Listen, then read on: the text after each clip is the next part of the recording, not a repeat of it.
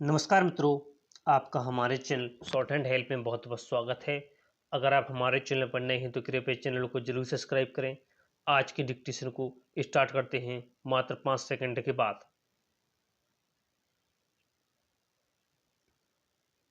Start. देश के अलग अलग हिस्सों से आतंकियों की गिरफ्तारी ने एक बार फिर सुरक्षा संबंधी चिंताओं को बढ़ा दिया है।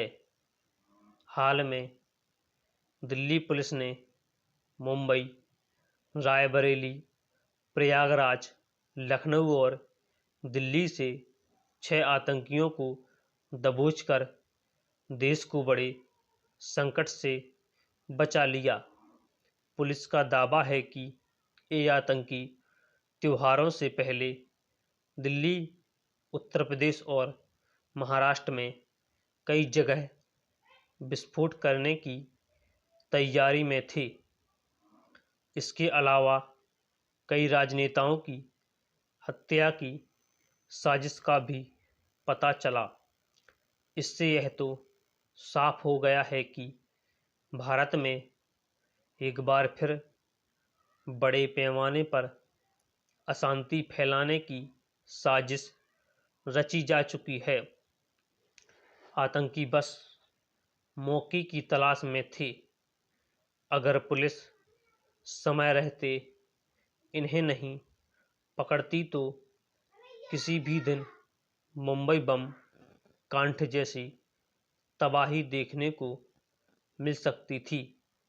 हालांकि गणतंत्र दिवस, स्वतंत्रता दिवस, त्योहारों व अन्य विशेष अवसरों पर देश को दहलाने की कोशिशें पहले भी होती ही रही हैं, लेकिन पुलिस और सुरक्षा एजेंसियों की सतर्कता आतंकियों के मंसूबों को नाकाम करती रही हैं।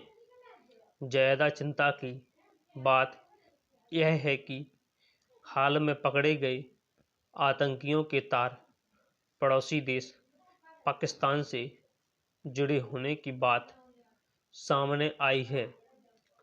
पुलिस का दावा है कि ये सभी आतंकी पाकिस्तानी खुफिया एजेंसी आईएसआई के इशारे पर अपने मिशन को अंजाम देने में लगे थे। गौर मतलब है कि भारत में आतंकवाद फैलाने में पाकिस्तान की भूमिका किसी से छिपी नहीं है।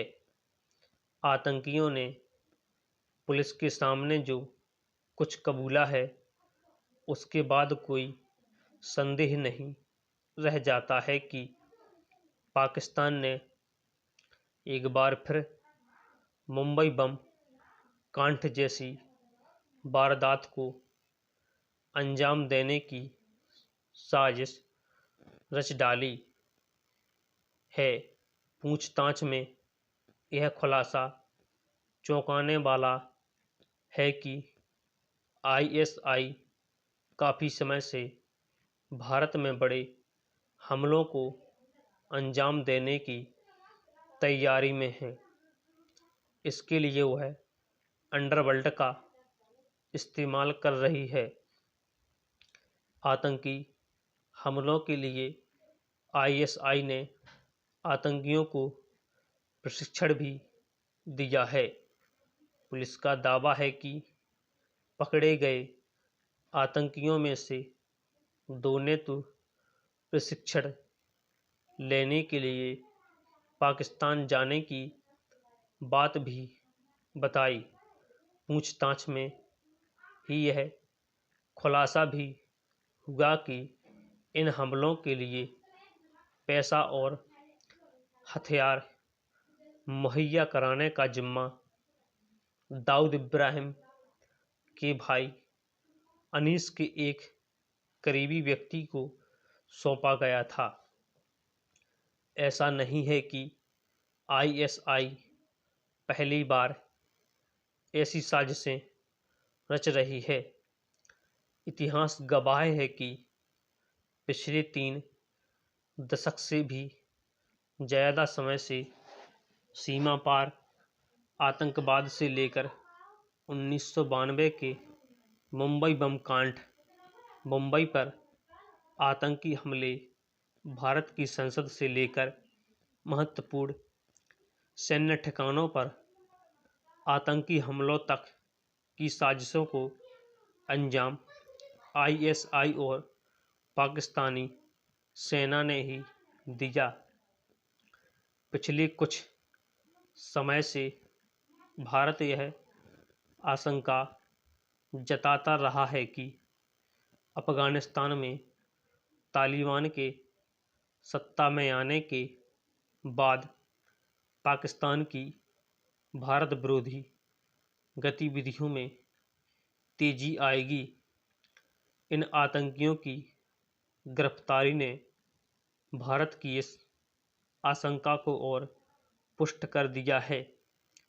वैसे सुरक्षा एजेंसियां अपने स्तर पर काफ़ी सतर्क हैं, लेकिन आतंकियों का समांतर नेटवर्क चलते रहना आंतरिक सुरक्षा के लिए गंभीर चुनौती तो पैदा कर ही रहा है।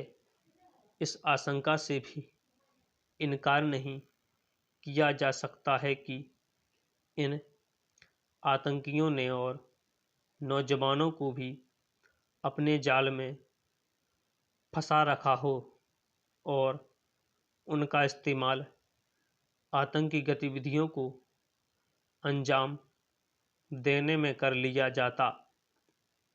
इसलिए पाकिस्तान की मदद से चल रहे ऐसे नेटवर्क को तोड़ना पुलिस और सुरक्षा एजेंसियों के लिए कम बड़ी चुनौती नहीं है।